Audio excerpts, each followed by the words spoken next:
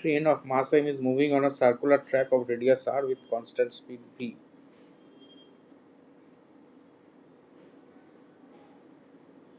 Find the linear momentum of the train. Length of the train is half of its perimeter. So train like this.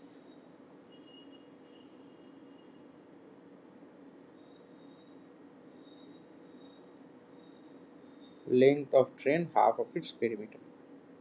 So speed of the train is constant.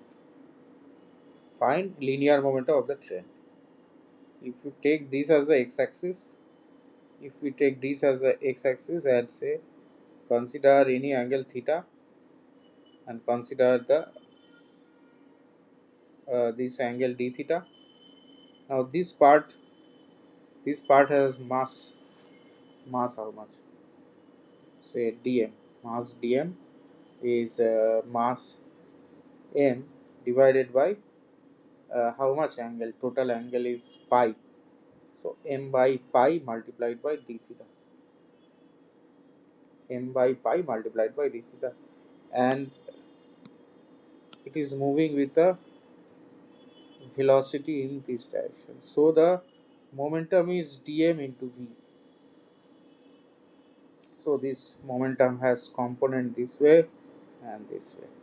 Similarly, a particle below will have momentum as component this way and this way. So you know the x components of momentums will cancel. You know the entire train will have momentum in the y axis.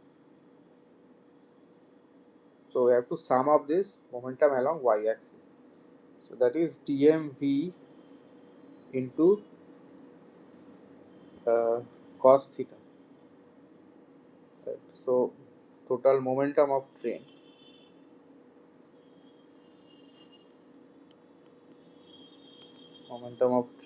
is integration of dm v times cos theta.